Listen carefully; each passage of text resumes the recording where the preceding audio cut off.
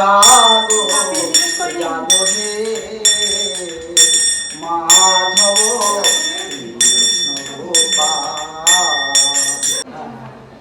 তো নাম গোত্র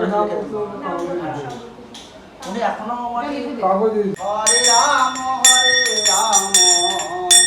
রাম রাম হরে হরে।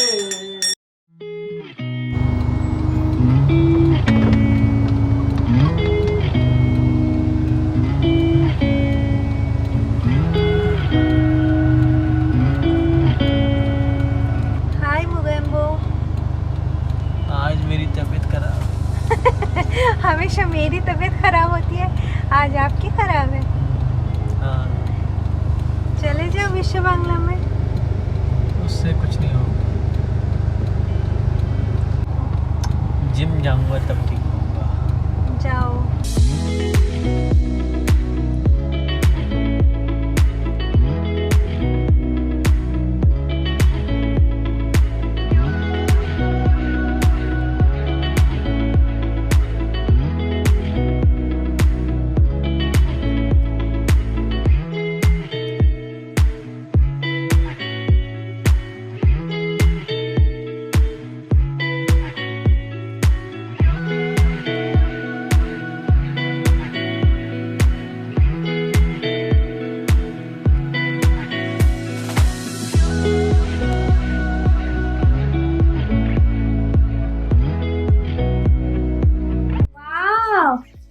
এটা তো বড়া দিয়ে লাউয়ের তরকারি হচ্ছে।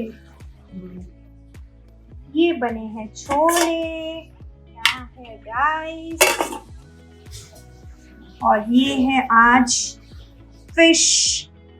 सावन खत्म हो गया, आज घर पे मछली बनी है, तो मम्मी पापा के लिए मछली बनी है, हमारे लिए बने हैं छोले। Hello guys, welcome to the channel. Guys आज हम अपनी मासी को लेके, फिर यहाँ रिया को लेके, देखिए रिया, मैं, मासी। रिया हाय कर रही है सब, ये हाय कर दो। सो गाइस हम आ चुके हैं रंगोली मॉल में, कुछ शॉपिंग करना है।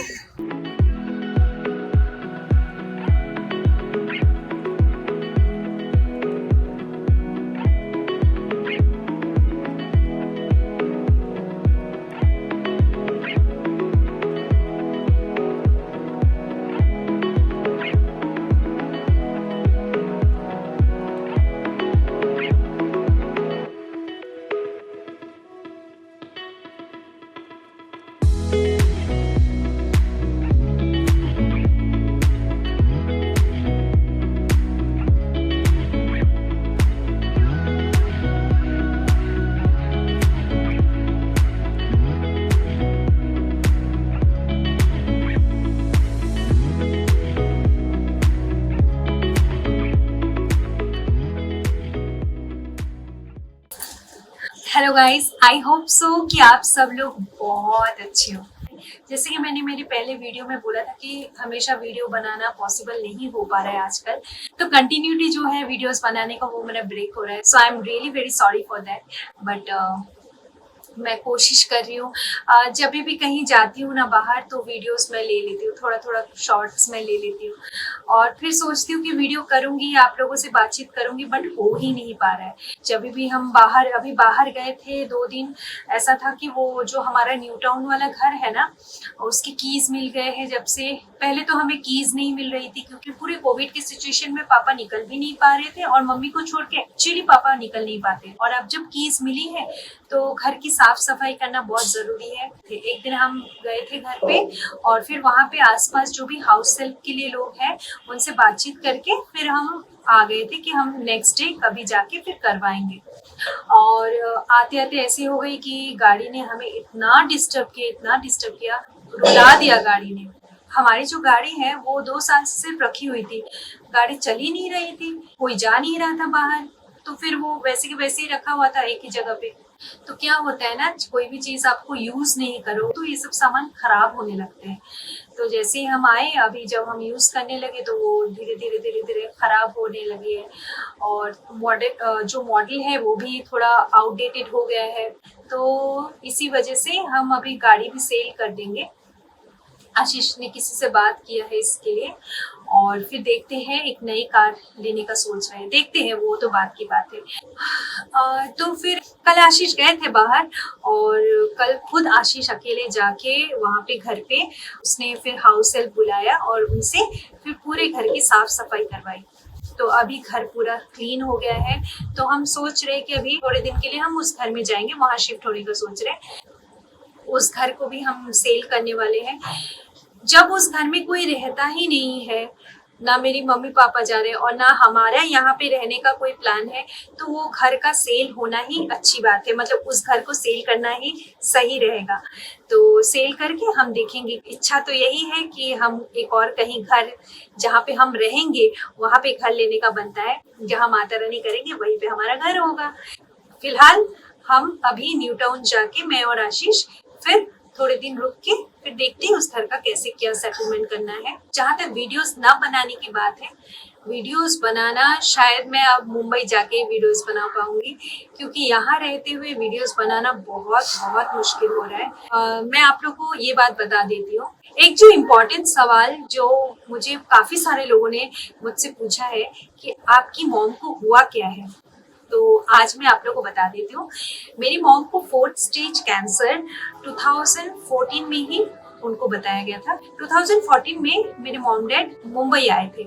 मैं हर साल मुंबई में गणपति के टाइम पे घर पे गणपति जी को लाती थी, तो उनकी पूजा करती थी। तो मैं 3 दिन का गणपति जी हमारे घर पे रखती थी, और हर साल मम्मी पापा आते थे पूजा के टाइम पे। मेरा बर्थडे भी 11 अगस्त को है, तो मम्मी पापा ऐसे आते थे कि मेरे बर्थडे भी सेलिब्रेट हो जाए और गणपति का सेलिब्रेशन करके फिर पूजा से पहले पहले वो लोग वापस कोलकाता आ जाते थे। तो 2014 में मेरी मम्मी जब गई वहाँ पे मुंबई में, मेरे पास जब मम्मी थी, तो गणपति के टाइम पे ही विसर्जन के दिन मुझे पता चला कि मम्मी को थोड़ी सी ब्लीडिंग होने लगी थी, उनके ब्रेस्ट से थोड़ी थोड़ी ब्लीडिंग होने लगी थी। तो उसके बाद हम डॉक्टर के पास लेके गए उनको। मैंने बोला कि रुकना अच्छा नहीं रहेगा, हमें डॉक्टर के पास दिखाना चाहिए। तो मैं जब मम्मी को डॉक्टर के पास लेके गई तो डॉक्टर ने बताया कि उन्होंने देखते से ही उन्होंने बताया कि ये कैंसर के सिम्टम है, तो आप इनके लिए बायोप्सी वगैरह जो भी टेस्ट वगैरह जो है वो सब कुछ करवाइए। तो हमने उनको फिर टेस्ट करवाया, और टेस्ट करने के बाद वही हुआ कि उनको 4th स्टेज का कैंसर है। और 4th स्टेज का कैंसर कैसे हो गया ये इसका बिल्कुल भी मुझे आइडिया नहीं है, क्योंकि मुझे कुछ भी नहीं पता था कि मेरी मम्मी को कैंसर है। बाद में मुझे पता चला कि वो लोग कुछ तो यहाँ पे होम्योपैथी ट्रीटमेंट कर रहे थे, तो जिसकी वजह से ये लेट होता गया। कैंसर है वो 4th स्टेज तक पहुंच गया। तो मम्मी की ट्रीटमेंट हुई 1 साल, पूरा केमोथेरेपी जो भी होता है, जो कैंसर की जो ट्रीटमेंट होती है, इलाज होती है, तो उनको केमोथेरेपी दिया गया। As because 4th stage breast cancer था मेरी मम्मी को, तो वो कैंसर 4th स्टेज पे ऑपरेट नहीं हो सकती थी। वो काफी फैल गया था और काफी बड़ा हो गया था ट्यूमर, तो डॉक्टर ने कहा कि हम ऑपरेट नहीं कर सकते। अब मुंबई मीरा रोड में एक बहुत बड़ा हॉस्पिटल है, थुंगा हॉस्पिटल बोल के, तो वहाँ पे मम्मी की बहुत अच्छी ट्रीटमेंट हुई। प्राइवेट हॉस्पिटल था, वहाँ पे हमने मम्मी का ट्रीटमेंट करवाया और मम्मी बिल्कुल ठीक हो गई थी। टेस्ट वगैरह करने के बाद उनका रिपोर्ट सही आया, मम्मी बिल्कुल ठीक हो गई थी। इसके बाद 2015-16 मम्मी बिल्कुल ठीक थी, मेरे पास आना जाना करते थे, वो लोग ट्रैवल करते थे, जब भी मेरे पास आके 2-3 महीने मेरे पास रुकते थे, फिर यहाँ आते थे, फिर पूजा के टाइम पे यहीं पे रहते थे कोलकाता में। तो ये सिलसिला चलता रहा 2016 तक। एंड देन सडनली 2017 में मम्मी को फिर से एक छोटा सा बॉयल जैसा दिखने लगा, जिसकी वजह से फिर उन्होंने मुझे बताया।